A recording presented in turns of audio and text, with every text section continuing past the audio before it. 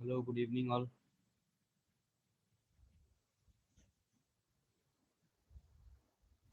Good evening, sir. Good evening, sir. तो अपने paper two तो पढ़ लिया, अब पूरा पेपर वन पढ़ने की बारी है। तो आज से हम टीचिंग एप्टीट्यूड शुरू करेंगे। तो टीचिंग एप्टीट्यूड आपको पता है 10 यूनिट्स है पेपर वन में। तो उनमें से ही एक है, फर्स्ट जो यूनिट आता है वो है टीचिंग एप्टीट्यूड। तो टीचिंग एप्टीट्यूड से बहुत सारे क्वेश्चन आता है, मतलब अब तो देखो, पहले तो ये था कि हर यूनिट से 5 करके क्वेश्चन आएगा। तो 5 अगर क्वेश्चन आ रहा है तो मतलब 5 into 10, टोटल 50 क्वेश्चन। लेकिन अब क्या हो रहा है कि कभी आ रहा है टीचिंग एप्टीट्यूड से ज़्यादा, कभी आ रहा है रिसर्च से ज़्यादा। ऐसा करके अभी मतलब वो थोड़ा अपोजिट हो गया है अभी यूजीसी का जो पैटर्न है वो। तो इसलिए सभी जो सारी यूनिट है वो हमें ठीक से ढंग से पढ़ना पड़ेगा। ऐसा नहीं कि टीचिंग एप्टीट्यूड थोड़ा आसान है या फिर समझने वाली कुछ बात नहीं है तो स्किप कर दे इसको। तो अपने एंड से पूरा पढ़ना पड़ेगा इसको, ठीक है।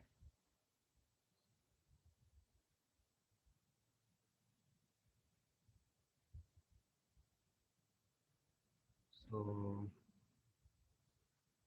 एक मिनट में चैट बॉक्स में।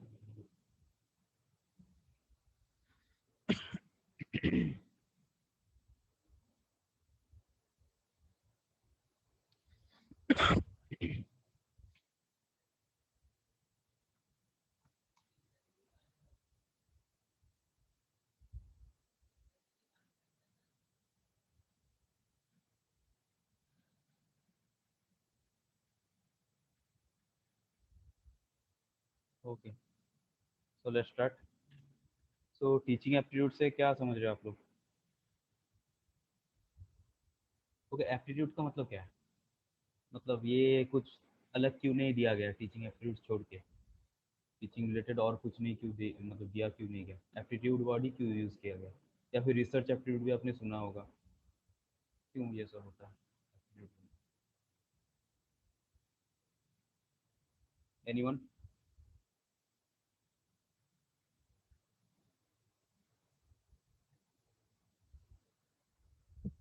एनीवन?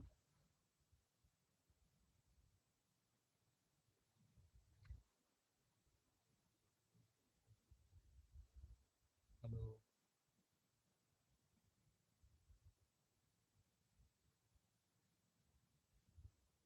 मेरा आवाज़ नहीं जा रहा है क्या?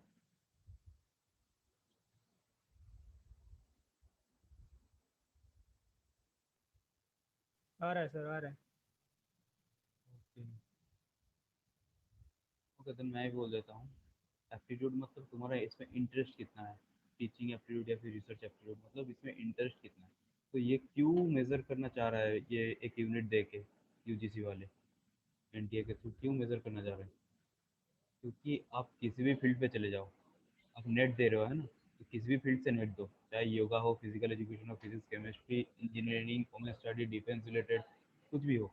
आप उनके एक्सपर्ट बन रहे हो या फिर प्रोफेसर बन रहे हो उनके, ना कि कोई इंजीनियर बन रहे हो या फिर फिजिसिस्ट बन रहे हो, आप उनके प्रोफेसर बन रहे हो। प्रोफेसर का काम क्या होता है?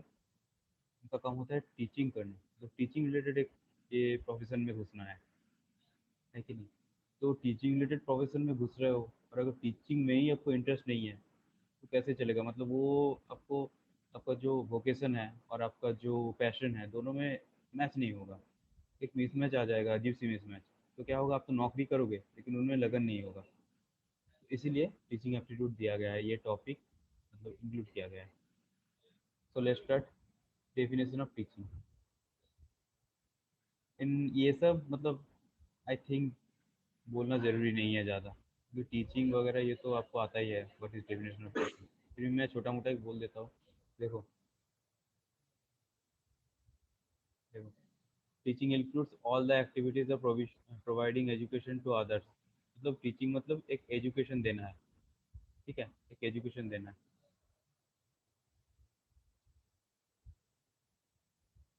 ओके, टीचिंग मतलब एक एजुकेशन देना है।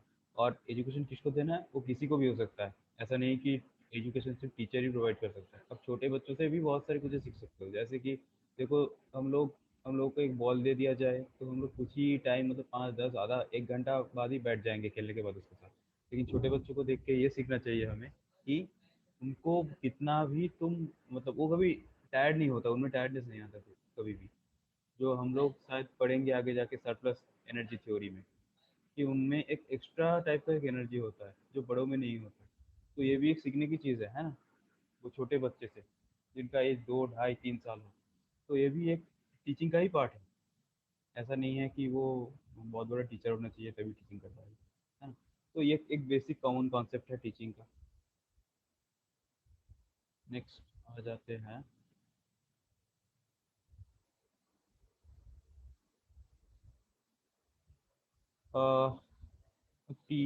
टीचिंग का जो प्रोसेस होता है, इनमें तीन तीन जो पर्सनैलिटी है उनका रोल होता है। एक तो होता है, देखो, फर्स्ट है टीचर, ठीक है, मतलब जो टीच करा रहा है। फिर आता है स्टूडेंट, फिर आता है एजुकेशन, या फिर आप बोल सकते हो जो कंटेंट होता है, या फिर जो सिलेबस कंटेंट, आप कुछ भी बोल लो, टीचिंग मटेरियल, टीचिंग एड जिसके थ्रू आप टीचिंग करा रहे हो वो। ये तीनों ही ऐसे ट्रायंगुलर शेप में मतलब एक दूसरे के साथ काम करते हैं। अच्छा, आप लोग मतलब मैं एक्सपेक्ट करूंगा कि आप लोगों को थोड़ी बहुत मतलब बहुत ही माइन्यूट लेवल, तो बहुत ही माइन्यूट लेवल में रिसर्च का थोड़ा बहुत नॉलेज है, क्योंकि आप लोग मास्टर्स का भी हो बहुत सारे, या फिर मास्टर्स कर चुके हो ऐसे भी है। तो आप इनमें से बोल सकते हो कि इनमें से टीचर, स्टूडेंट और एजुकेशन में कौन सा मतलब एक डिपेंडेंट वेरिएबल है और कौन सा इंडिपेंडेंट वेरिएबल है, मतलब कौन किसके ऊपर डिपेंड करता है, कौन किसके ऊपर डिपेंड नहीं करता है उतना। Student is dependent upon teacher.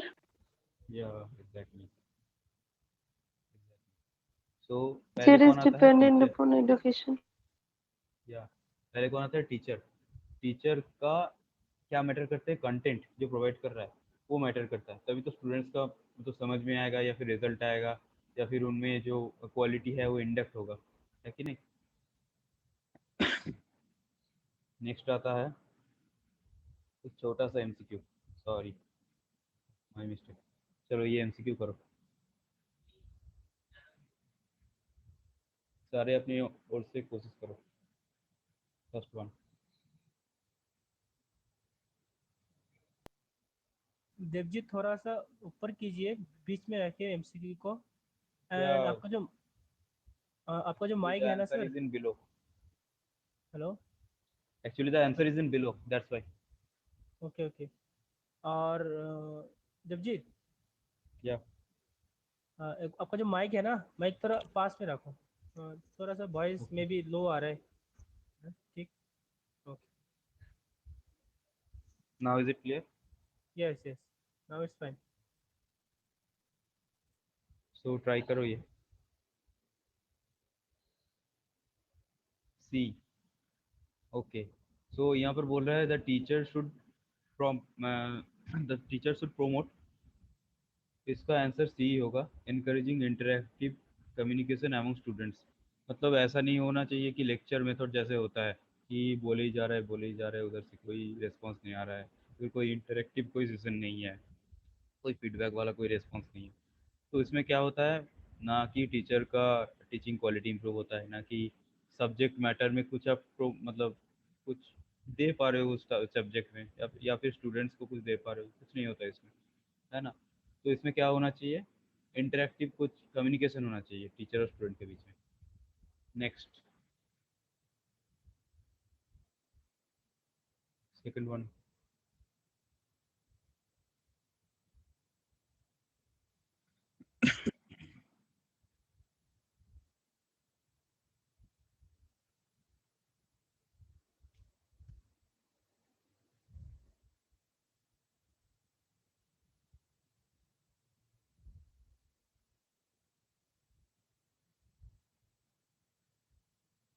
Try करो, या तो माइक में आओ या फिर chat box.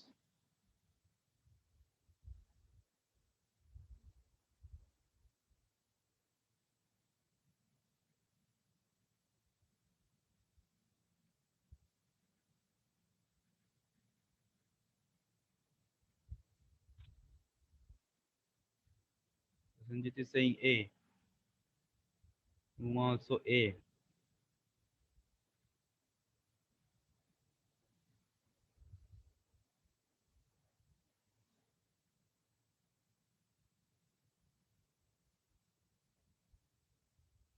Prasenjit is C. Okay, I hope that आपने questions को समझ लिया है. Teachers and parents give more importance to the development of intelligence among students as it facilitates academic achievement, less risk-taking behavior, dependence behavior, या फिर obedient behavior. Let's see. Rudra and Prasenjit. Dependence variable, why you are saying that dependence variable is the correct answer? देखो, academic achievement अगर अलग से होता, ये point अगर अलग से होता ना, तो आपको क्या करना था, इसको क्रॉस कर देना था. लेकिन देखो, सोशल रेस्पेक्टेबिलिटी जो आ रहा है, गांधी जी ने बोला था ना कि हम एजुकेशन क्यों प्रोवाइड कर रहे हैं, ताकि मैन सोशल हो, या फिर सोशली एक्सेप्टेबल एक क्या बोल सकते हैं, सोशली एक्सेप्टेबल एक पर्सन हो. यही मेन मोटो होता है एजुकेशन प्रोवाइड करने का. तो इसीलिए सोशल रेस्पेक्टेबिलिटी करेक्ट आंसर है. Next, nature and characteristics of teaching. Teacher का मेन कैरेक्टरिस्टिक्स होता है to provide guidance and training. बहुत कॉमन चीज़ है ये, आम चीज़. फिर आता है interaction between teachers and students. फिर आता है teaching is an art to giving knowledge to students with effective way में होना चाहिए, ना कि किसी भी तरह. फिर आता है ये एक साइंस है, तो फैक्ट एंड कॉजेस के ऊपर डिफरेंट टॉपिक्स और डिफरेंट सब्जेक्ट्स में एक सब्जेक्ट्स को लेकर मतलब बातचीत करता है. ये कंटिन्यूअस प्रोसेस है टीचिंग. मतलब जब आप पैदा हुए तब से कुछ ना कुछ सीख ही जा रहे हो, और ये ख़त्म होगा कब, टिल योर लास्ट ब्रेथ. ये सब चलेगा, है ना, टीचिंग. तो थ्रू आउट द लाइफ आप कुछ ना कुछ सीखते ही जाते हो. नेक्स्ट है, a teacher can teach effectively if he has full confidence on the subject. ये तो एक आम बात है, जिसका सब्जेक्ट में पकड़ नहीं है वो कैसे टीचिंग करेगा. फिर teaching encourages students to learn more and more. वो तभी तो रिसर्च वगैरह हो रहा है ना. एक अच्छा टीचर वही होता है जो सब्जेक्ट में इंटरेस्ट पैदा कर सके स्टूडेंट्स का, और जो मतलब जो ऐसा हो कि स्टूडेंट्स फेल कर रहे हैं या फिर नहीं हो रहा है, तो वो स्टूडेंट से ज़्यादा टीचर की फेलियर माना जाएगा. अब वही हो रहा है.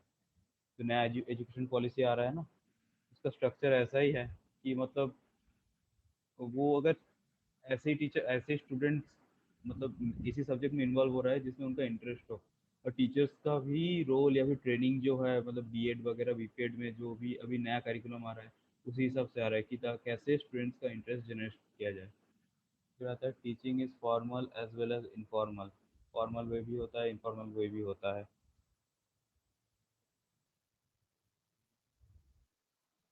Okay, I think Vaidyanath is trying to join. Then teaching is formal as well as informal. So हम लोग टीचिंग फॉर्मल वे में, जैसे कि मान लो अभी फॉर्मल वे में हो रहा है टीचिंग, या फिर आप क्लासरूम में पढ़ रहे हो, तो फॉर्मल वे में हो रहा है. लेकिन इनफॉर्मल वे में कब हो रहा है, आप साइकिल चला के अपने घर जा रहे हो या फिर कहीं पे जा रहे हो, तो वहाँ से अपने कुछ मतलब रास्ते पे देख के कुछ सीखा, that is informal. You were never ready to learn that thing. तो आप रेडी नहीं थे, लेकिन आप देखते या फिर रहते रहते उन चीज़ों के साथ आप सीख गए हो. या फिर ट्रैफिक रूल्स को हम मान सकते हैं, या फिर हमें बायां तरफ चलना पड़ता है, दायां तरफ नहीं. तो ये सब इनफॉर्मल वे में ही हम लोग सीखे हैं सारे.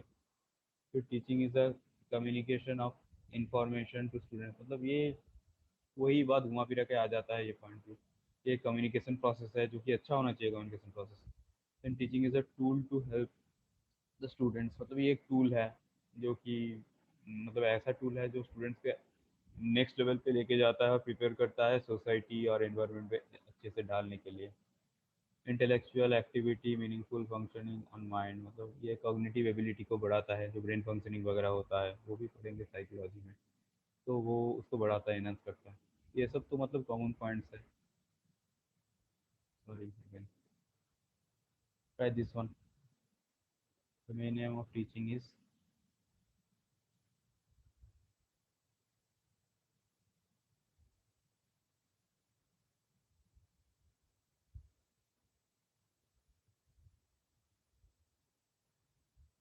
Okay, Ajaypal is saying C. सुमन ये बहुत छोटा है, आपके पास 1 घंटा होगा, उनमें आपको मैथ, रीजनिंग, डीआई वगैरह और भी जितने भी 10 सब्जेक्ट्स मतलब यूनिट्स है सारे को कवर करना पड़ेगा एग्जाम में। Okay, all are doing the correct answer. इनमें इनमें देखो, ऑप्शन ए में क्या बोल रहा है, ऑप्शन ए में बोल रहा है कि डेवलप ओनली रीजनिंग, बी में बोल रहा है कि ओनली थिंकिंग, सी में बोथ है, और डी में टू गिव इंफॉर्मेशन। अब इनमें ऑड वन आउट पहले कर देना है। टू गिव इंफॉर्मेशन ये तो मतलब एक नेगेटिव वे में हो रहा है ना, अभी तक जितना हमने सीखा या फिर सुना, अपने हमसे सुना, तो वो तो एक बस इंफॉर्मेशन देना ही काफ़ी नहीं होता है ना एजुकेशन का, कभी टीचिंग का। तो क्या होगा, ये देखो दोनों ही सही आ रहा है, मतलब ए अगर सही हो सकता है तो बी भी सही हो सकता है, तो इसीलिए बोथ है। Next, an affective teacher is one who can control the class or give more information in less time, motivate students to learn, correct the assignments carefully. Okay, good, Uma. I think it's your first response. No, no.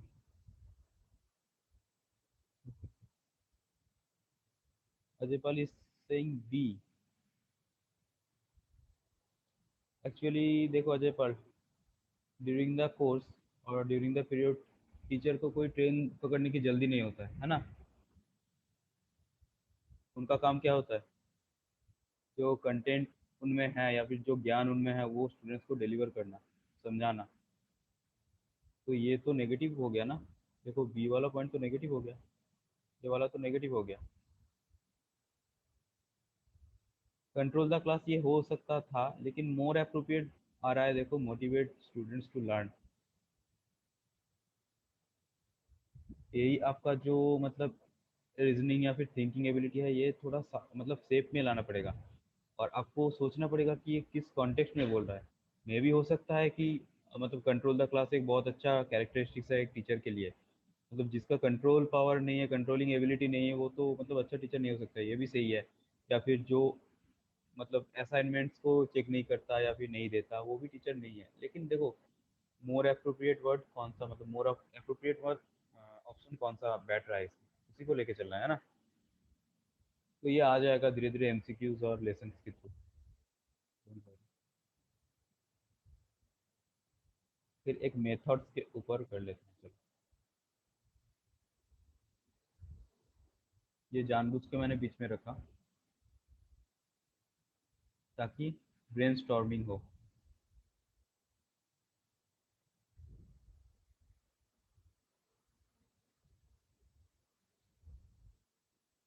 In your left hand side there are 4 options, लेकिन right hand side में 5 option है, carefully करना था। Try करो, मुझे पता है कि ये अभी तक नहीं आया है लेसन पे।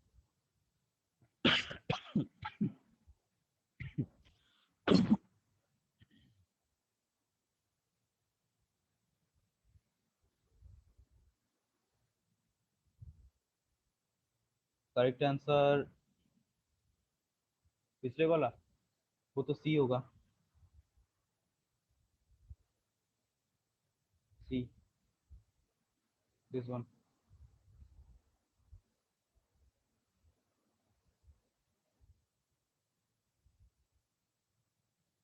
Okay, A correctly said Ajaypal, very good. अब देखो ए के साथ मैच हो रहा है 4, या फिर देखो पहले इस तरीके से भी कर सकते हो, डिस्कशन और इन्वेस्टिगेटिव मेथड से। ये तो मतलब मान लो कि एक्सपोजिटरी नहीं पता है आप लोगों को, पर्सनलाइज नहीं पता है आप लोगों को, लेकिन इन्वेस्टिगेटिव मेथड मतलब टीचिंग का जो ये मेथड है, ये तो आपको पता होना चाहिए। Screen is not clearly visible.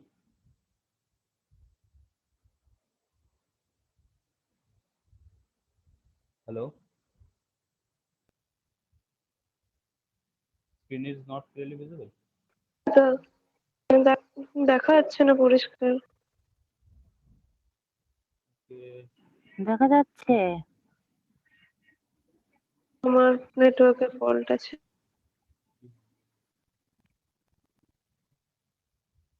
Refresh कर लो एक दो बार, Still not visible, sir.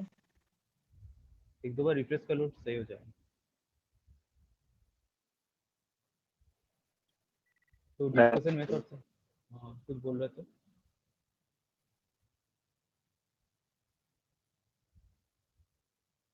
तो कुछ बोल रहे थे কেউ মেসেজে স্ক্রিনশট পাঠিয়ে দাও না কেউ মেসেজে। द ओके क्वेश्चन ओके पाठाচ্ছি। तो उसको थोड़ा हेल्प कर दो।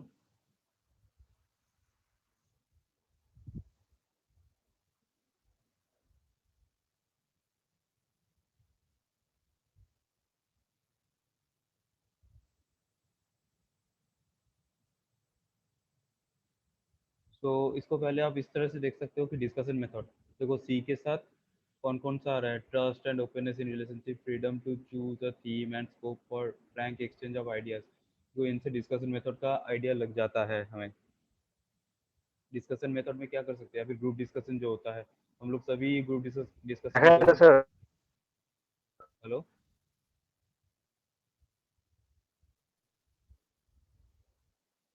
कोई कुछ बोल रहे थे I think. Sir okay, group discussion में हम लोग कभी ना कभी দেখা तो যাচ্ছে না पार्टिसिपेट किए ही हैं। तो उनमें क्या होता है, एक ग्रुप मिलके सब हम लोग एक कोई एक टॉपिक के ऊपर डिस्कस कर सकते हैं, जो भी करंट टॉपिक होता है या फिर जो भी मतलब सिलेक्टेड टॉपिक होता है वहाँ पर। तो देखो उनसे आप ये वाला पॉइंट रिलेट कर सकते हो, सेकंड पॉइंट।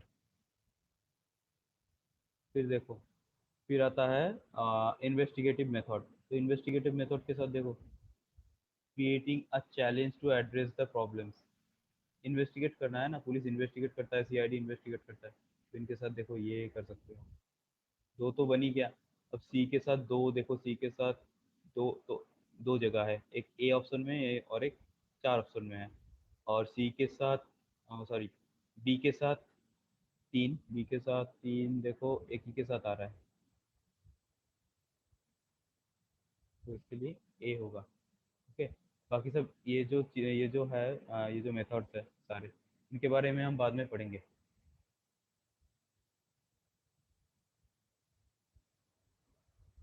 ओके, अब देखो ये जो टीचर से जो मेथड्स देखे ना हमने, ये जो मेथड्स देखे और भी बहुत सारे मेथड्स है। तो वो सारे मेथड्स दो टाइप का होता है बेसिकली, एक होता है टीचर सेंटर्ड और दूसरा होता है लर्नर सेंटर्ड। टीचर सेंटर्ड में टीचर का रोल बहुत ज़्यादा होता है comparative to learner, and learner centred में लर्नर का ज़्यादा होता है कंपेरेटिव टू टीचर। तो टीचर सेंटर्ड का कुछ एग्जांपल अगर दे सकते हो तो। सबसे बढ़िया एग्जांपल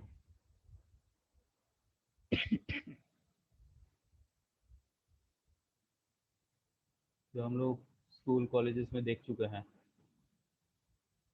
और शायद अभी भी वो हो रहा है अगर आप लोग पार्टिसिपेट नहीं करोगे तो ठीक से। Anyone please. ওয়ান ওয়ে क्या? ওয়ান ওয়ে পড়া হচ্ছে সেটা। Yeah, exactly, but the method is saying the method is named as lecture method, है कि नहीं? लेक्चर मेथड उसको बोलते हैं। फिर आता है learner centred method. Learner centred method में क्या होता है, एक कोई भी एग्जांपल लर्नर सेंटर्ड मेथड का। আমাদেরকে যে কোয়েশ্চেন গুলো জিজ্ঞাসা করছিলে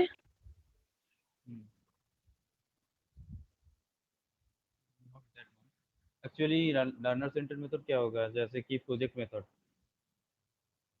जैसे मान लो कि असाइनमेंट दिया गया है स्टूडेंट्स को और बोला गया कि घर से करके लाओ या फिर इसको ढूंढ के लाओ, इस चीज़ का आंसर ढूंढ के लाओ। तो ये क्या हो रहा है, ये टीचर ने तो गाइड किया लेकिन मैक्सिमम काम कौन कर रहा है इसमें, स्टूडेंट्स, है ना। तो ये है लर्नर सेंटर्ड मेथड। और भी ऐसे बहुत सारे मेथड्स है, वो आएगा धीरे धीरे। नेक्स्ट वन ये ट्राई करो। कौन सा स्टेटमेंट सही मतलब फिट बैठता है।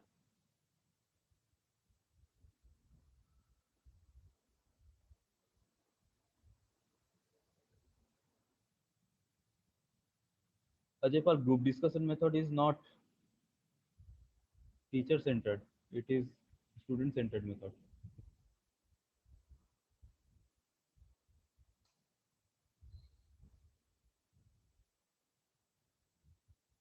Ajaypal is saying B, Vijaya B.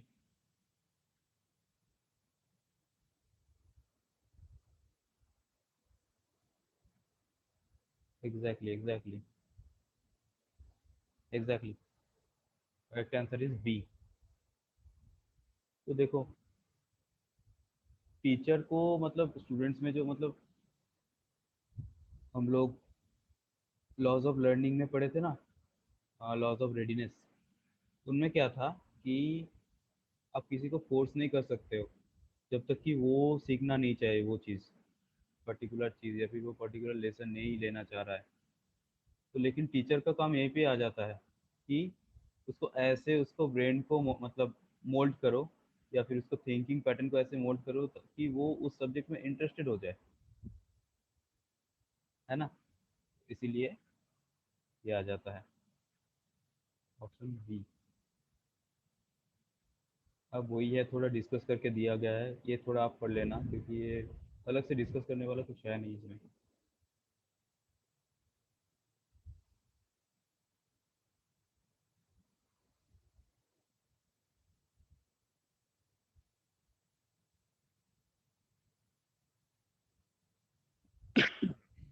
Okay, next question,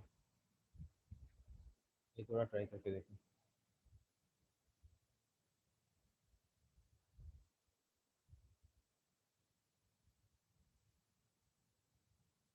what is the compulsory element to learning?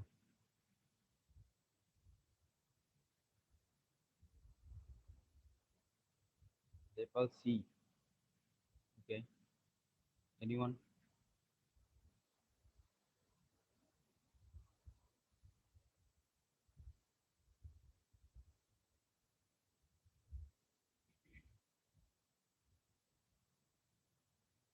Yeah. Very happy to see you, Subrata.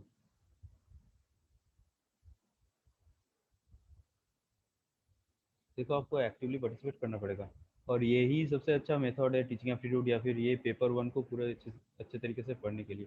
नहीं तो ये सब्जेक्टिव टाइप का है ना, इसमें कोई ऐसा टाइप का नहीं है कि कैलकुलेशन वगैरह है या फिर बहुत सारी चीज़ें समझा दो। तो ऐसे ही आप हम इसको मतलब एक इंटरेस्टिंग वे बना सकते हैं लेसन को, कि थोड़ा पढ़ ले थोड़ा एमसीक्यू, थोड़ा पढ़ ले थोड़ा एमसीक्यू, तो पढ़ाई भी आएगा और एमसीक्यू भी हो जाएगा प्रैक्टिस। अलग से उतना टाइम नहीं देना पड़ेगा ये सब सब्जेक्ट में। तो ये सी ही है इसका एक्चुअल आंसर, क्योंकि स्टूडेंट्स का भी तो कुछ हम मतलब वो होना चाहिए, जो मैंने अभी एग्जांपल दिया, रेडी टू लर्न रहना चाहिए उनको। नाउ नेक्स्ट,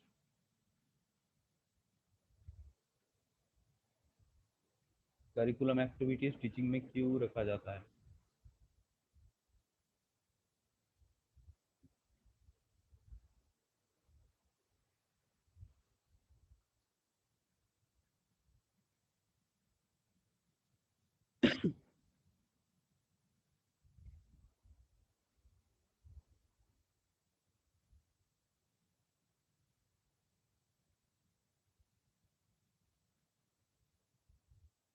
कमन, बहुत ही इजी है ये।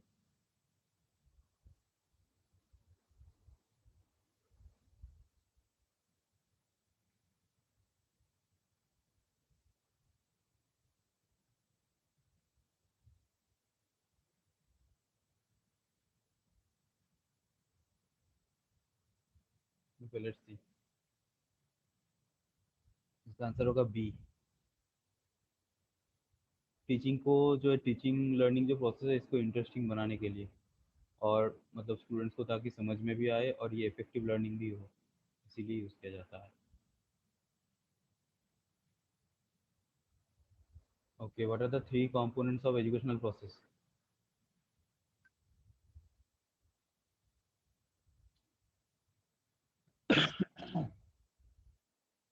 What are the three components of educational process? क्या रिप्लाई नहीं दे रहा है कोई?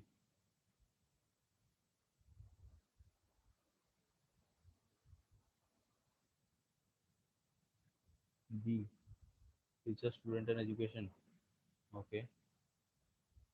की शर्मिला हुआ सी।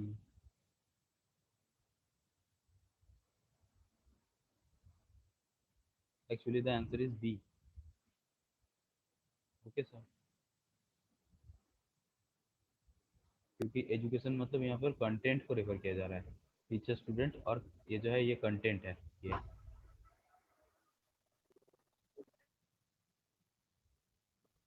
प्रोसेस बोला है तो उसमें फिर टीचर और स्टूडेंट मतलब थोड़ा कंफ्यूजन है क्वेश्चन में।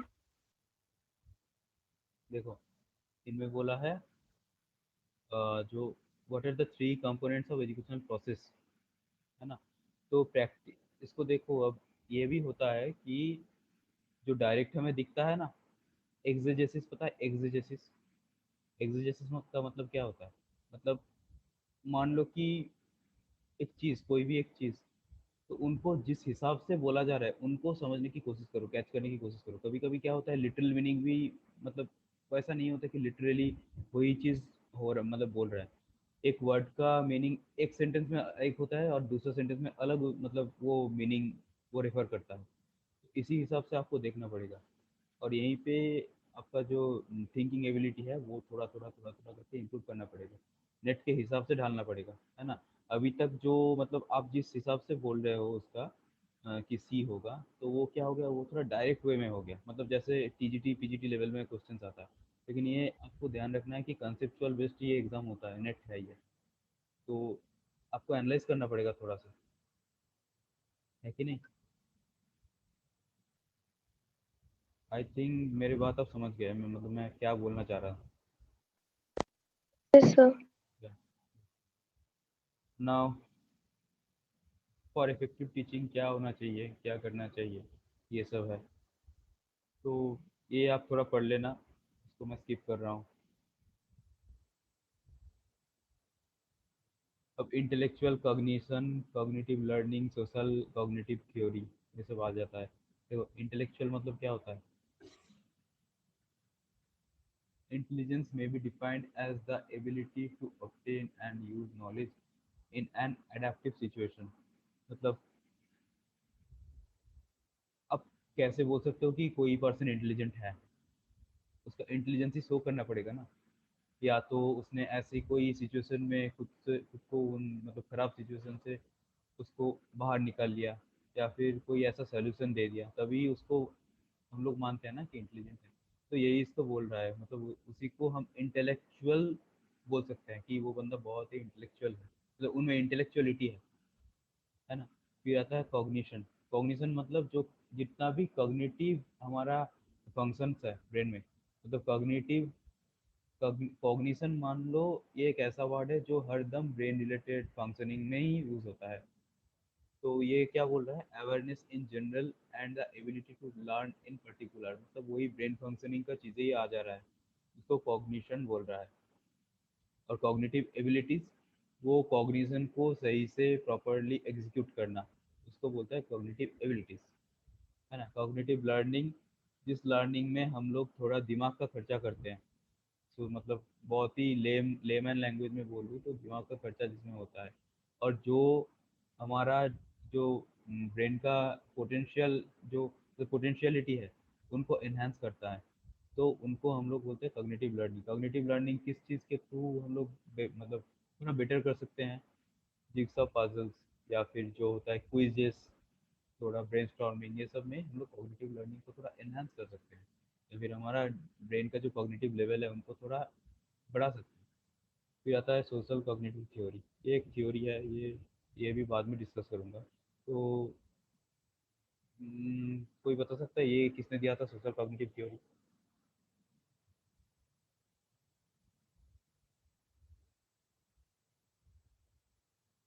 You can try. साइकोलॉजी सबका था, है ना।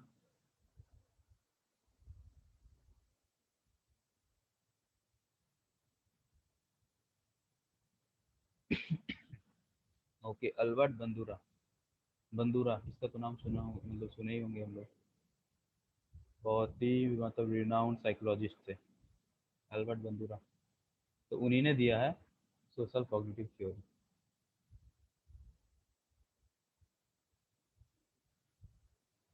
Now cognitive learning. तो cognitive learning basically two types का होता है, एक होता है एक्सप्लिसिट, एक होता है इम्प्लिसिट। ठीक है, अब शायद आपको थोड़ा बहुत इनका नाम से मतलब पता चल रहा है कि ये क्या बोलना चाह रहा है, एक्सप्लिसिट और इम्प्लिसिट लर्निंग। देखो, एक्सप्लिसिट लर्निंग में क्या है, ये एक दूसरे का वाइस वर्सा है, मतलब वो बोल सकते हो एंटोनिम्स। यह it happens when you intentionally seek knowledge, मतलब जब आप प्रिपेयर हो, रेडी हो और मतलब ज्ञान को अर्जन करने के लिए ही बैठे हो, आप चाह रहे हो कि मैं मेरे पास कुछ नॉलेज आए। जैसे कि अभी आप फॉर्मली बैठे हो और मतलब एक वेल प्रिपेयर्ड मैनर पे बैठे हो कि हाँ मुझे आज कुछ सीखना है, मुझे कुछ जानना है पेपर वन के बारे में। तो ये है एक्सप्लिसिट लर्निंग। और इम्प्लिसिट मतलब क्या है, जब आप रेडी नहीं हो या फिर अनकॉन्शियसली आप कुछ सीख जाते हो कुछ चीज़ें। जैसे कि मैंने बताया कि आप मतलब अप, मतलब मैनर्स वगैरह कैसे, उसको डेकोरम जो होता है या फिर जो कुछ सोसाइटी का जो रूल्स इथॉस होता है वो आप कैसे सीखते हैं, किसी को देख के। उसके लिए कुछ फॉर्मल कोचिंग क्लासेस नहीं होता है कि लाइक सीनियर्स को थोड़ा रिस्पेक्ट देना है, एल्डर्स की बात मानना चाहिए, पेरेंट्स का बातें सुनना चाहिए। तो ये सब क्या है, ये सब कोई फॉर्मली क्लास में कोई सिखाया क्या हम लोगों को? नहीं ना। तो ये इस तरफ का जो मतलब इस टाइप का जो लर्निंग होता है उसको बोलते हैं इम्प्लिसिट लर्निंग। फिर आता है meaningful learning. Meaningful learning is when you are capable of acquiring new information and relating it to past experiences. समझ गए आई थिंक। इसका एक एग्जांपल दे दो मुझे कोई, माइक ऑन करके।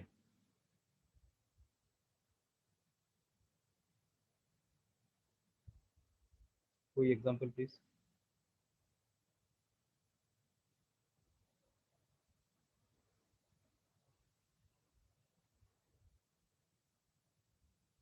एनीवन?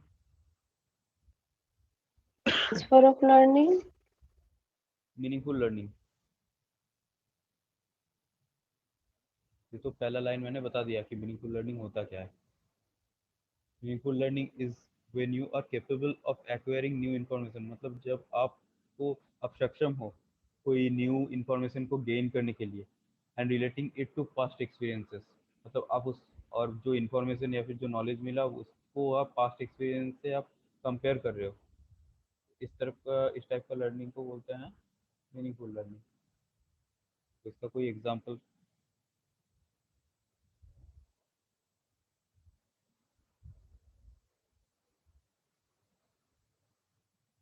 इसको फिजिकल एजुकेशन के पॉइंट ऑफ व्यू से अगर बताए तो हम लोग ट्रांसफर ऑफ ट्रेनिंग पढ़े हैं ना, या फिर ट्रांसफर ऑफ लर्निंग, है ना। थ्री टाइप्स का था ये। क्या क्या था, क्या क्या था, कोई बता सकते हैं थ्री टाइप्स का क्या क्या था? Yes, sir. Transfer of Positive, training में negative, या positive, negative, and or neutral. The third one is zero, zero transfer. Positive में क्या होता था कि हम लोग कोई चीज़ सीख रहे हैं और वो चीज़ अगर हमें हमारा पास्ट एक्सपीरियंस से आ रहा है तो वो बेटर होगा, तो सीखने में थोड़ा मदद करेगा। जैसे कि हम लोग मान सकते हैं कि कोई अगर क्रिकेट प्लेयर है, पहले क्रिकेट खेल चुका है और उसको अगर बेसबॉल सिखाया जाए तो उनका बेनिफिट होगा कि नहीं?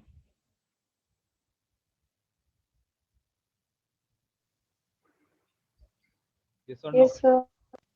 Yes, sir. हाँ, तो यही होता है मीनिंगफुल लर्निंग। आई थिंक समझ गए आप। Yes, sir. फिर आता है discovery learning. It happens when you actively seek new knowledge by researching new concept, process and subjects. मतलब आप जब कोई चीज़ को मतलब खोजने की कोशिश कर रहे हो या फिर कोई चीज़ को आप मतलब ढूंढ रहे हो, ये चीज़ क्यों होता है, ये कैसे हुआ या फिर कैसे हो रहा है ये प्रोसेस। तो अब नए कुछ मान लो कि वो हम लोग ऐसे मान लेते हैं कि पहले वो चीज़ किसी ने डिस्कवर कर लिया है, लेकिन आपके लिए तो वो नया है ना। अभी मान लो कि जो प्रोग्रामिंग होता है, सी प्लस प्लस, जावा वगैरह, जो कंप्यूटर प्रोग्रामिंग होता है, वो तो कितने सारे मतलब कितना कोडर्स वगैरह तो मार्केट में अवेलेबल है, कितने इंजीनियर्स अवेलेबल है, सॉफ्टवेयर इंजीनियर्स वगैरह या फिर कंप्यूटर साइंस इंजीनियर्स। लेकिन आप अगर सीखना चाह रहे हो या फिर सीख रहे हो इस स्टेज में आके, तो वो आपके लिए नया ही चीज़ हो गया ना। और उनका जो बेसिक फंक्शंस होता है या फिर कैसे क्या किया जाता है, किन किन पर्टिकुलर कोड से वो नया कुछ जनरेट कर सकते हो, तो आप ये जब ढूंढ के देखते हो या फिर ट्राई कर रहे हो, तो वो डिस्कवरी हो गया ना आपके लिए। माना कि पहले वो चीज़ें आ चुका है, किसी ने डिस्कवर कर चुका है, लेकिन आपके लिए वो नया है ना। तो ये हो गया डिस्कवरी लर्निंग। फिर आता है receptive learning, non associative learning. ये उतना इंपॉर्टेंट नहीं है, इंपॉर्टेंट ज़्यादातर चार्ट तक, मतलब ये जो डिस्कवरी लर्निंग है यहीं तक है इंपॉर्टेंट। बाकी ये सब कुछ है नहीं, मतलब अब देखो ये फिलोसोफर्स वगैरह जो है एजुकेशनिस्ट, वो मतलब अपना अपना व्यू पॉइंट देके एक एक नया नया टाइप्स बना दिया है।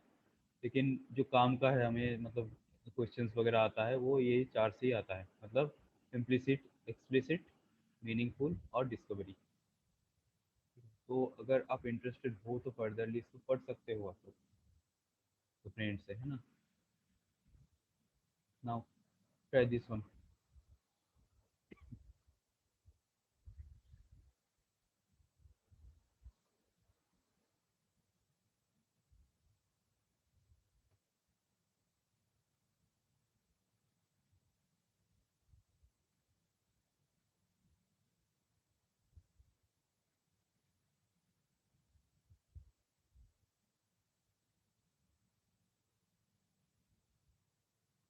सी।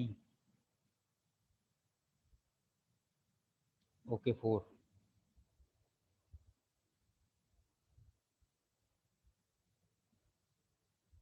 संजीत 4, अजय पाल 4।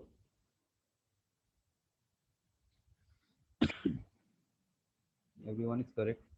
और देखो कोई भी अगर मतलब इमिटेट कर रहे हो एक दूसरे को, मतलब उसने 4 दिया तो मैं भी 4 दूँ, या फिर उसने 4 दिया तो सब 4 दिया तो मैं, मतलब मुझे भी लग रहा है 4 ही है, ऐसा मत करो, है ना। तो अपने एंड से कोशिश करो, नहीं तो आपका वो जो लेवल होता है थिंकिंग का, वो डेवलप नहीं होगा, है ना। तो सही हो गलत हो इसमें आपको मतलब कोई कुछ नहीं बोलेगा, लेकिन अपने आप से आप मतलब अपने ओर से कोशिश करो। तो इनका सही आंसर है कॉग्निटिव डेवलपमेंट। क्यों? देखो साइकोलॉजी क्या है, साइकोलॉजी जस्ट एक सब्जेक्ट है जो कि स्टडी ऑफ माइंड बोल सकते हैं या फिर स्टडी ऑफ बिहेवियर बोल सकते हैं। एंड्रागोजी, पेडागोजी, ये सब क्या है, ये सब लर्निंग का एक मतलब बोल सकते हैं, एक स्टडी रिलेटेड टू लर्निंग होता है। पेडागोजी मतलब जो चाइल्ड सेंट्रिक लर्निंग होता है उसको पेडागोजी बोलते हैं। एंड्रागोजी मतलब जो एडल्ट सेंट्रिक लर्निंग होता है उसको एंड्रागोजी बोलते हैं। और फिर यहाँ पर देखो फिट बैठता है कॉग्निटिव डेवलपमेंट, वही आपको देखना पड़ेगा कौन सा परफेक्टली आ रहा है। मे भी हो सकता है कि मतलब मान लो कि ये भी हो सकता था कि ये तीनों ही आंसर है इसका, लेकिन इन तीनों में से आपको देखना है कि कौन सा मतलब बाकी बाकी आंसर्स को भी बीट कर रहा है, बाकी ऑप्शंस को भी फिट बैठने के लिए, है ना। तो ये थोड़ा देखना पड़ेगा, आपको ध्यान रखना पड़ेगा। तो आपका हो गया cognitive development. Now the levels of teaching. देखो 1967 जो है ये तो उतना इम्पोर्टेंट नहीं है, लेकिन इसको इम्पोर्टेंट है, ये इम्पोर्टेंट है, याद रखना इसको। मॉरिस एल बिग, या फिर बिगी बोलता है या फिर बिग बोलता है, आप कुछ भी बोल सकते हो। तो मॉरिस एल बिग ने क्या किया था, अपने कुछ फॉलोअर स्टूडेंट्स को लेकर एक टीचिंग का जो लेवल होता है, तो उनको एक क्लासीफाई मतलब उनको 3 लेवल्स पे क्लासीफाई किया था। ठीक है ना। टीचिंग का जो लेवल है, मतलब हम मतलब आप हमसे कुछ सीख रहे हो, तो ये भी एक जो टीचिंग हो रहा है इसका भी कुछ लेवल है। या फिर जो मतलब एक छोटे बच्चे को कोई कुछ अगर उनका टीचर केजी या फिर प्राइमरी लेवल पे कुछ सिखा रहा है, उनका भी लेवल, टीचिंग का एक लेवल होता है। और पीएचडी जो स्कॉलर्स होता है, जो पोस्ट डॉक कर रहे हैं, तो उनका भी कुछ मतलब लेवल होता है। तो ये लेवल, तीनों लेवल को हम मतलब मिक्सअप नहीं कर सकते, है ना।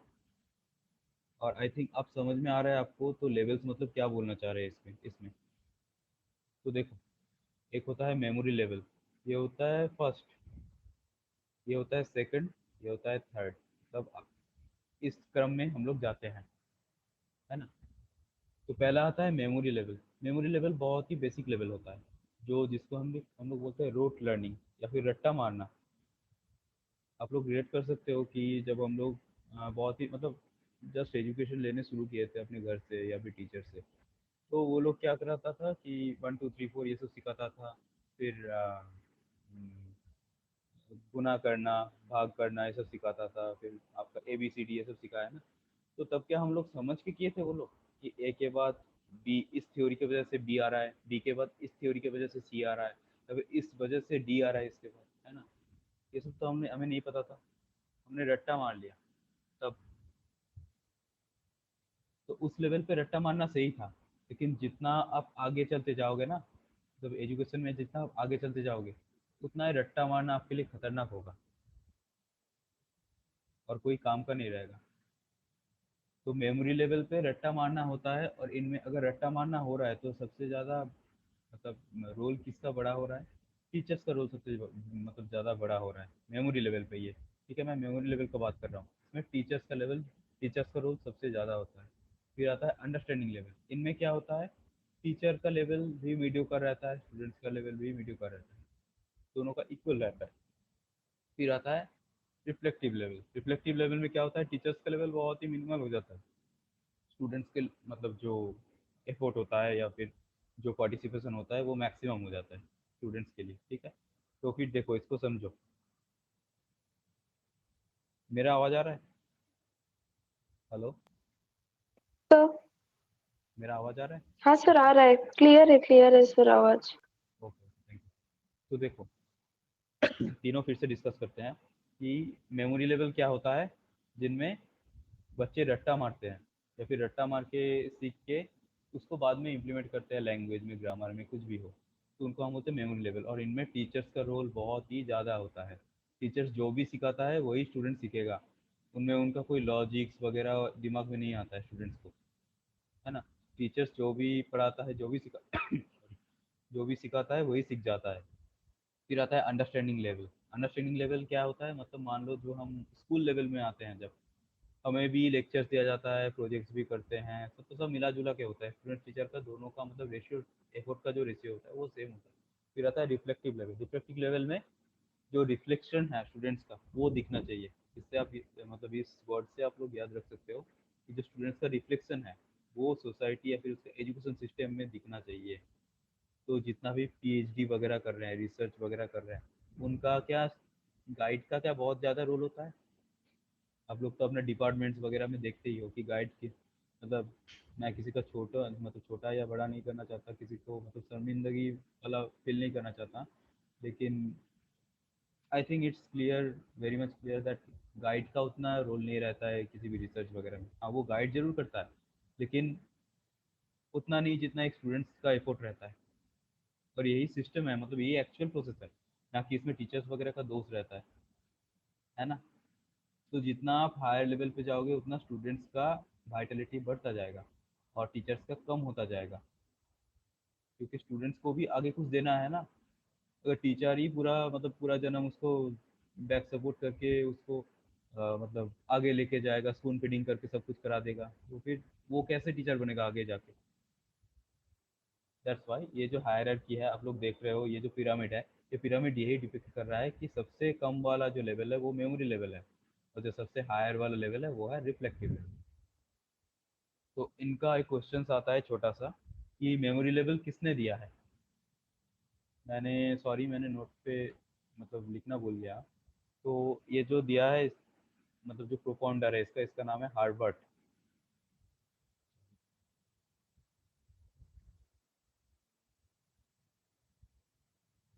हार्वर्ट,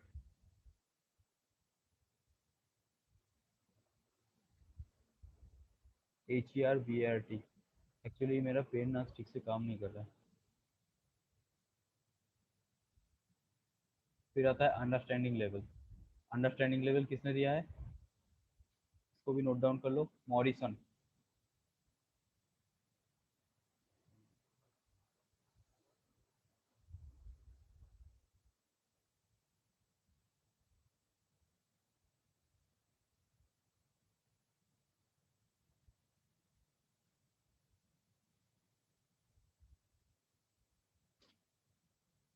इसको दिया है Morrison.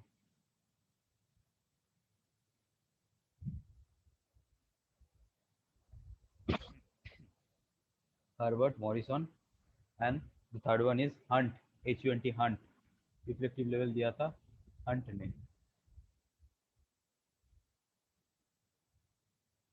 HUNT, not heart, okay, Hunt.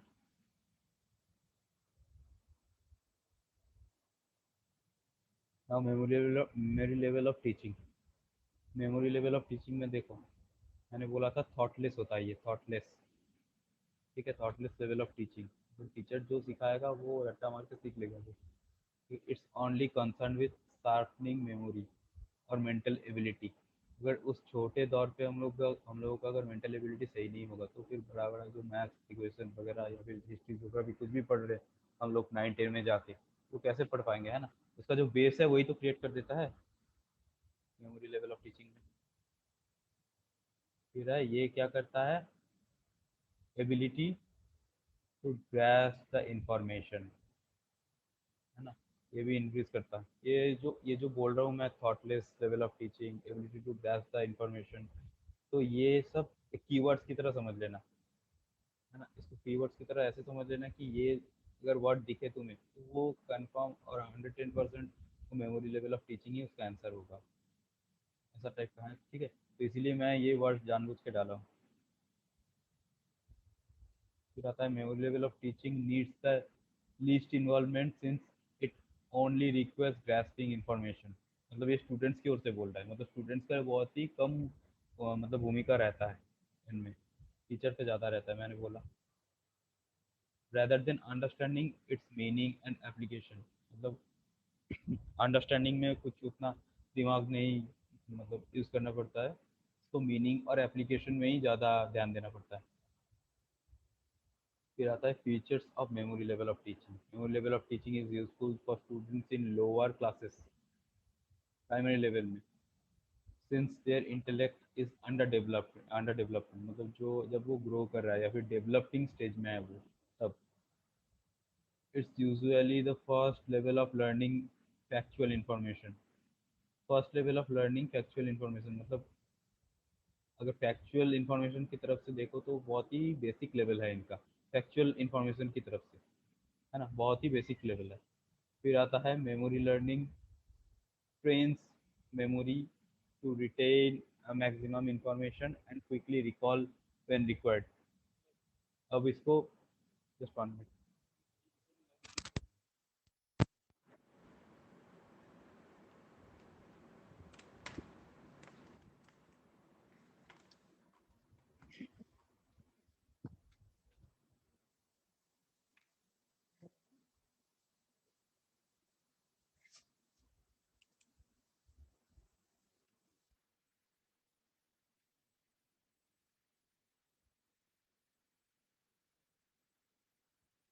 Okay, तो इसके बाद आता है मैक्सिमम इंफॉर्मेशन रिटेन करने में ये हेल्प करता है, और क्विक रिकॉल में, ये देखो, ये जो रिकॉल वाला वर्ड है ये भी ध्यान में रखना, ठीक है, ये जो रिकॉल वाला वर्ड है ये भी ध्यान में रखना। फिर आता है memory learning is a pre requisite for the understanding level of teaching. अब मेमोरी लेवल के बाद क्या बताया मैंने, अंडरस्टैंडिंग लेवल। तो एक अंडरस्टैंडिंग लेवल के जाने के लिए उसका जो प्री रिक्विजिट होता है, मतलब जो नेसेसरी जो चाहिए ही होता है, वो है मेमोरी लेवल ऑफ लर्निंग। मतलब उस लेवल को बिना पार किए आप तो प्री रिक्विजिट में डायरेक्ट नहीं जा सकते हो, है ना, क्योंकि उनमें थोड़ा सा लॉजिकल वगैरह भी थिंकिंग थोड़ा डेवलप करना पड़ता है। फिर आता है teachers mostly focus on the presentation of the subject matter and not how students respond it. मतलब ये मान लो कि लेक्चर टाइप का ही है ये, है ना, लेक्चर टाइप का है, और इनमें स्टूडेंट्स का क्या फीडबैक आ रहा है वो इतना मैटर नहीं करता, और स्टूडेंट्स का फीडबैक होता ही नहीं है इसमें, क्योंकि स्टूडेंट्स को तो कुछ पता ही नहीं है, टीचर्स जो पढ़ा रहा है स्टूडेंट्स वही पढ़ रहा है, जैसे कि रोबोट की तरह होता है ना। We can also find a lack of communication at this level of teaching. मतलब वही है जो पहला वाला पॉइंट बोल रहा है कि लैक ऑफ कम्युनिकेशन है, मतलब ये वन वे टाइप का हो रहा है। फिर आ रहा है oral and written test are use to test the memory of students. इनमें ओरल और रिटन टेस्ट यूज किया जाता है। हम लोग तो पहले टेस्ट देते थे, है ना, प्राइमरी में जब थे तब भी टेस्ट देते थे। अब इसका कुछ मेरिट्स और डिमेरिट्स है। ये कब यूजफुल है, लोअर लेवल के लिए यूज़फुल है, ये हायर लेवल के लिए यूज़फुल नहीं है, ठीक है। और ये क्या हेल्प करता है, इंटेलेक्चुअलिटी डेवलप करने में हेल्प करता है। फिर आता है the role of the teacher is quite important here. सब ये तो मतलब जाहिर सी बात है कि इम्पोर्टेंट होगा। और फिर आता है the knowledge acquired here will form the basis of intellectual learning required in the future. मतलब आपको जब नेक्स्ट लेवल में जाना है, जैसे कि रिफ्लेक्टिव लेवल में, जो टॉप लेवल है रिफ्लेक्टिव लेवल, उन तक पहुंचने के लिए तो आपको ये मेमोरी लेवल का टीचिंग जो है उनको तो क्लियर करना पड़ेगा सही से, है ना। तो ये बोलना चाह रहा है। फिर आता है memory levels of teaching is based for slow learners. जो स्लो लर्नर होता है, एक क्लास में हर कोई मतलब वो आइंस्टाइन नहीं होता है ना। और हर कोई ऐसा नहीं होता कि कुछ भी नहीं समझ में आ रहा है, सब मतलब मिक्स टाइप का बच्चे होते हैं हर क्लास में। तो एक टीचर का काम होता है कि सारों को मतलब एक साथ लेके चलना, ये एक टीचर का काम होता है। तो मेमोरी लेवल ऑफ टीचिंग में क्या होता है कि ये थोड़ा लो लेवल का होता है, एज इट इज़ ये थोड़ा लो लेवल का होता है। तो ये स्लो लर्नर जो होता है उनके लिए बेनिफिशियल होता है। और ये अपने आप को जो बोल रहा है, देखो there and they can take their sweet time understanding the topic. मतलब वो अपना टाइम को इन्वॉल्व कर सकता है, मतलब जल्दबाजी नहीं रहता है इनमें कोई। जो थोड़ा स्लो लेवल लर्नर मतलब लर्नर होता है वो, इनके बात कर रहा है। फिर ये इसका कुछ डिमेरिट्स भी है, देखो। Not suitable for higher class students. मतलब जो हायर लेवल का स्टूडेंट्स होता है जैसे कि मास्टर्स वगैरह, उनके उनके लिए ये सुटेबल नहीं है, या फिर ग्रेजुएशन भी बोल लो। फिर आता है the interaction between students and teacher, वो तो होता ही नहीं है, मतलब बहुत ही कम होता है। फिर आता है the learner has no role besides marking up the answer. मतलब वो स्पून फीडिंग करता है एक्चुअली इस प्रोसेस में। They desire what they ask to memorize. मतलब वो उसको, बच्चे को जो भी आप दोगे वो उसको रट लेगा, सिंपली यही है। The students who just memorize the information before really understanding it have low retrieving power when asked। मतलब ये बात बोल रहा है। अब ये देखो थोड़ा सा अंडरस्टैंडिंग की बात आ गया है। मतलब 2 into 2 मतलब, या फिर मान लो 10, 10 into 4, इसका कितना आना चाहिए, 40 आना चाहिए। तो इसका 40 कैसे हुआ कि 41 या 2 ही नहीं हुआ। तो ये जो बेसिक जो छोटी छोटी चीज़ है वो थोड़ा अंडरस्टैंडिंग होना चाहिए। उनका बोलने का मतलब यही है ना। तो ये अगर नहीं रहेगा तो उनको फर्दर जो नॉलेज एक्वायर करना है, लर्निंग प्रोसेस, उनमें प्रॉब्लम होगा। There is higher dominance of teachers and no room for self learning from students. ये तो आप समझ ही गए होंगे कि टीचर्स का रोल ज़्यादा होता है, स्टूडेंट्स का इन्वॉल्वमेंट बहुत ही मिनिमल होता है। फिर आता है अंडरस्टैंडिंग लेवल। अब इनमें देखो कुछ कीवर्ड्स है, उनमें देखो कीवर्ड्स था ये सब। Thoughtless level of teaching, ability to grasp the information, ये सब इनका कीवर्ड्स है। तो ये थोड़ा पढ़ के समझना पड़ेगा आपको, है ना। फिर था अंडरस्टैंडिंग लेवल ऑफ टीचिंग। अब ये क्या होता है, इनमें टीचर, उनमें मेमोरी लेवल में क्या था, जस्ट मेमोराइज करना था चीज़ों को, वहाँ से ही नाम आया मेमोरी लेवल ऑफ टीचिंग। तो अंडरस्टैंडिंग लेवल में क्या होता है, थोड़ा तो टीचर का इन्वॉल्वमेंट कम हो जाता है, स्टूडेंट का इन्वॉल्वमेंट थोड़ा बढ़ जाता है, मतलब 50-50 रेशियो मान लो, ठीक। तो इनमें देखो, इनमें होता है interpret, interpret the relationship between elements. Relationship मतलब रिलेशनशिप समझने के लिए क्या करना पड़ेगा, उनका कॉग्निटिव फंक्शनिंग को थोड़ा अच्छा करना पड़ेगा। तो ये क्या हो गया, उनका ब्रेन का अच्छा यूटिलाइजेशन हो गया ना, तो ब्रेन को यूज़ कर रहा है। तो क्या हो गया, ये अंडरस्टैंडिंग लेवल ऑफ टीचिंग हो गया है ये। एंड द अप्लाई कॉन्सेप्ट, मतलब वो जो भी फार्मूलाज वगैरह है या फिर जो थ्योरीज है वो कैसे अप्लाई हो रहा है practically in the facts and principles. फिर आता है, देखो, learner starts to find the relationship between facts and not just mug up answers. जैसे कि जो मेमोरी लेवल है उनमें कर रहा था बच्चे कि रट्टे मार के, मतलब समझने की कोई बात नहीं है, जस्ट रट्टा मारो, ABCD 1 2 3 4, ये चीज़ है ना। तो इनमें वो चीज़ नहीं रहता। अब थोड़ा रट्टा तो मारता, मतलब मारना ही पड़ता है कुछ कुछ चीज़ों में, लेकिन समझने की भी कोशिश करता है वो रिलेशन। मतलब देखो, एस्टैब्लिश रिलेशनशिप बिटवीन फैक्ट्स और जो फिगर्स होता है उनमें।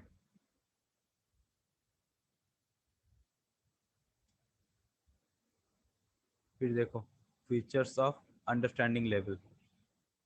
It is best for students with higher cognitive ability and memory levels, जिनका मेमोरी लेवल्स और कॉग्निटिव एबिलिटी अच्छा है, ब्रेन फंक्शनिंग वगैरह, तो उनके लिए तो ये अच्छा है, बहुत अच्छा है। फिर आता है students eight this stage can think.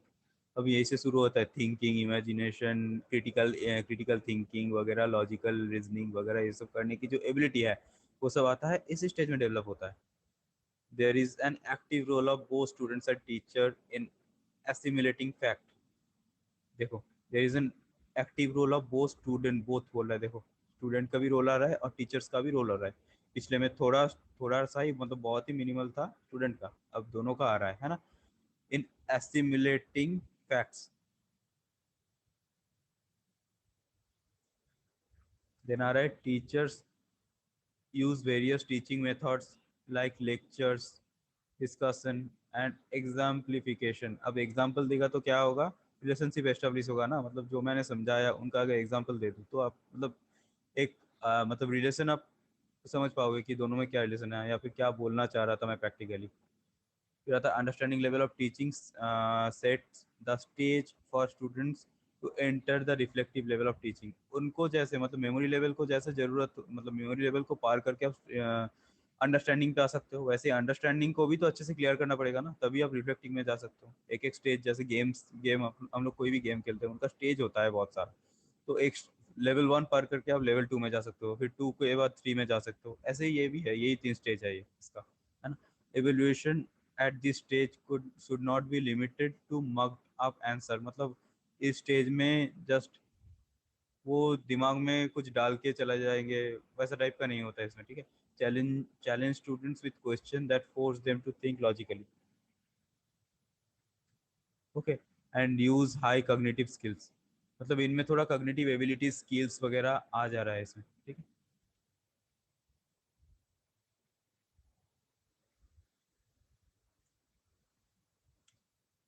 Now इसका तो एडवांटेजेस वगैरह और डिसएडवांटेजेस भी पता चल जाए, मतलब क्या है आपको, जैसे कि मेमोरी लेवल पे था, क्या क्या हो सकता है उनमें, टीचर्स का इन्वॉल्वमेंट ज़्यादा होता है, स्टूडेंट्स का इन्वॉल्वमेंट बहुत कम होता है वगैरह, इस पे भी वैसे ही आता है।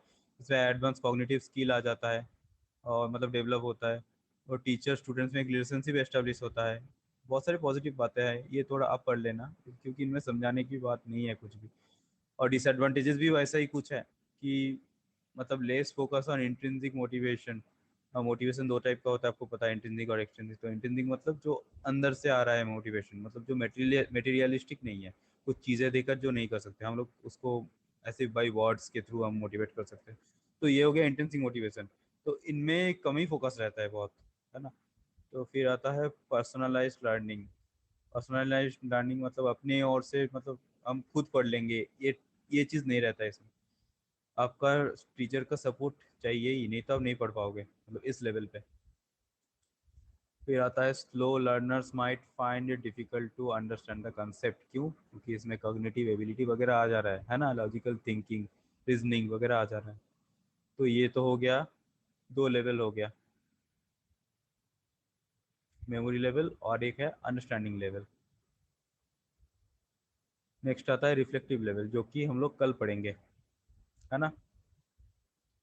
इफेक्टिव लेवल ऑफ टीचिंग ये हम कल पढ़ेंगे, और भी बहुत सारी चीज़ें हैं आप लोगों को टीचिंग एप्टीट्यूड में पढ़ने के लिए, बहुत सारे नया चीज़ें हैं जानने के लिए।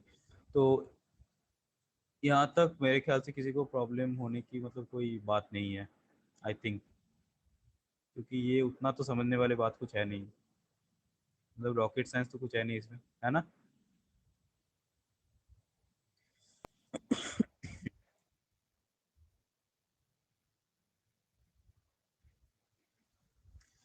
सो किसी का कोई अगर कुछ डाउट है, कुछ पूछना चाह रहे थे आप, आई थिंक अजय पाल कुछ बोल रहा था, तो अजय पाल,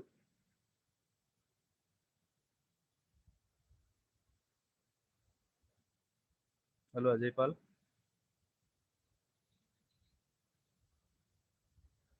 अजय, हेलो।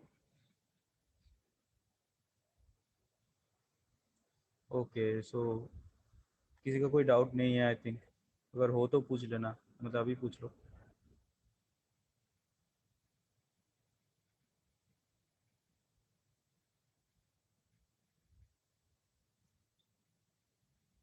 नहीं है ना किसी का कुछ doubt? So can the session.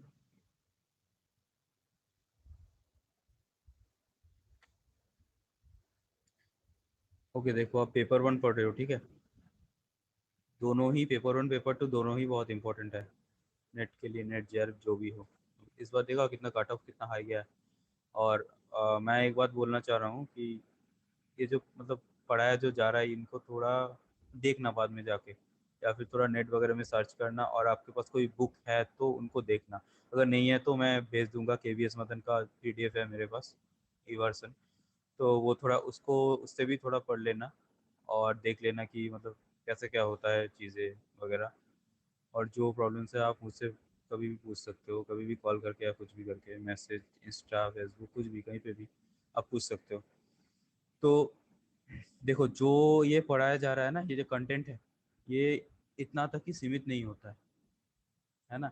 इनके बेस पे क्वेश्चंस आता है, मतलब डायरेक्ट तो नहीं आएगा, लेकिन ये चीज़ अगर आप समझ जाओगे तो, और अगर थोड़ा एक्स्ट्रा अगर एफर्ट लगाओगे, मतलब कुछ बुक्स वगैरह कुछ भी से, तो बहुत अच्छा स्कोर आएगा आपका पेपर 1 में। और पेपर 1 और 2 में ज़्यादा वेरी करता है पेपर 1 का मार्क्स, आपका नेट या JRF कुछ भी होने के लिए, सेट नेट कुछ भी बोलो आप, पेपर 1 का मार्क्स ज़्यादा वेरी करता है। क्यों? क्योंकि पेपर 1 को उतना मतलब क्या बोलते हैं उसको, उतना हेवीली लेता नहीं है कोई। और पेपर 2 में जो सबको आता है वही आपको भी आएगा, 2 4 5 पॉइंट का ही हेरफेर होता है उनमें, है कि नहीं? तो इससे अच्छा मतलब एक स्मार्ट वर्क के नज़र से अगर आप देखो तो पेपर 1 को लाइटली नहीं लेना है, इनको इनके ऊपर ज़्यादा कम करना है ना? ज़्यादा ज़्यादा इन द सेंस 50 मार्क्स के कंपैरिजन में ज़्यादा। मतलब आपको पेपर 1 में 50 मार्क्स है, पेपर 2 में 100 मार्क्स है, तो दोनों को इक्वली ट्रीट करना चाहिए। ना कि पेपर 1 में 50 मार्क्स है तो हो जाएगा, देख लेंगे, या फिर कुछ ना कुछ लगा देंगे तुक्का, ऐसा तो मतलब इस तरफ से नहीं होगा, है ना? और जितना भी मतलब मैंने जितने भी स्कॉलर्स वगैरह से या फिर JRF होल्डर्स वगैरह से बात किया है, या फिर मैं, मेरा खुद भी पर्सनल एक्सपीरियंस है कि पेपर 1 ही वेरी करता है हर बार, पेपर 2 उतना वेरी नहीं करता है, ठीक है ना? तो इसको थोड़ा सीरियसली लो, और कुछ अपने ओर से भी कुछ देखो, जैसे कि मैं अभी कुछ चीज़ें स्किप कर गया, मैं जानबूझ कर स्किप कर गया कुछ चीज़ें, कि आप वो मतलब वो बोलने का ज़्यादा कुछ फ़ायदा नहीं है, वो आप पढ़ के भी समझ सकते हो। तो पढ़ के अपने ओर से थोड़ा समझना, और मैं एक बुक भेजूंगा, वो भी थोड़ा देखना, अगर आपको ज़रूरत हो तो वो थोड़ा देख लेना, है ना? ओके।